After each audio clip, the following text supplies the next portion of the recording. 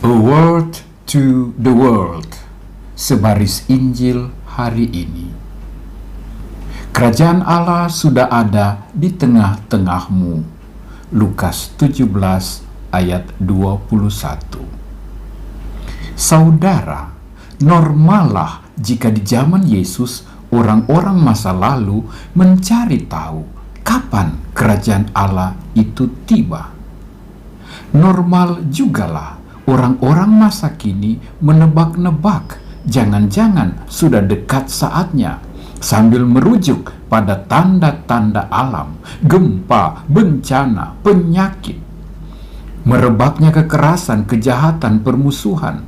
Ada yang membakar, merusak sambil menyebut nama Allah. Ada yang melawan kepentingan umum tanpa merasa salah, bahkan merasa sebagai pahlawan. Pemimpin-pemimpin dunia, politik, bahkan agama, termasuk gereja, saling salahkan, tuding, fitnah, jelekan, bagai orang kehabisan job atau kehabisan kuota. Kerajaan Allah adalah ketika damai, kebaikan, kesatuan, saling hormat, solidaritas, bela rasa, beri diri, pengorbanan, persaudaraan, peri kemanusiaan terjadi. Di penjara, Paulus menerima dan membantu teman sepenjaranya, Onesimus, dari budak yang bersalah menjadi saudara dalam Tuhan, yang berubah dan berbuah banyak serta berguna.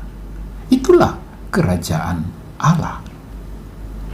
Di Rusia pada abad ke-16, Santo Yosafat, uskup dan martir yang kita peringati hari ini, menjadi uskup, menjadi martir, bermula bagaikan seorang imam yang tergerak hatinya akan keadaan gereja yang terpisah dari Paus Roma, penerus tahta Petrus. Ia mulai dengan berdoa, bertapa, bermati raga, dan kemudian menjadi penganjur, pejuang persatuan, pemulihan, kesatuan dalam sebuah kerajaan kasih. Tidak mudah, tidak langsung jadi. Ia dimusuhi, dibenci, bahkan dibunuh. Ia tidak pernah melihat hasil perjuangannya, tetapi ia mati bagi kerajaan Allah yang satu, rukun, harmonis, dan benih baik yang ia tabur menghasilkan banyak buah. Itulah kerajaan Allah. Maka lebih penting menghadirkan kerajaan Allah, bukan sibuk mencari kapan dan di mana dia berada. Di ujung timur Indonesia, semalam, Monsinyur Petrus Canisius Mandagi, uskup Amboina, di usianya yang ke-71 tahun, ditunjuk Paus Fransiskus menjadi uskup agung Merauke. Ia menjawab ya, penuh taat dan hormat. Secara manusiawi, Monsinyur Mandagi masih sibuk membangun keuskupan Amboina. Kesehatannya juga sudah banyak terganggu akhir-akhir ini, sementara usia terus bertambah.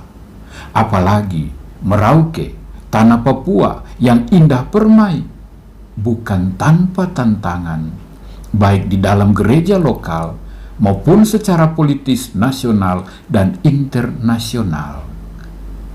Monsinyur Mandagi siap, taat, hormat, memberi dirinya, memberi hidupnya bagi kehadiran kerajaan Allah di tanah ini.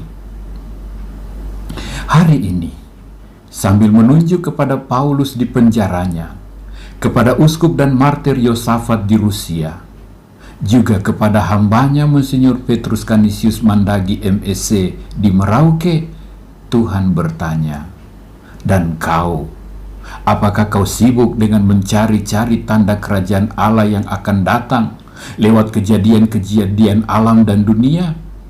Atau engkau mau menjadi sebuah tanda yang hidup, tanda yang baik dari kerajaanku? Sebuah senyum bagi yang sepi, sakit, menderita.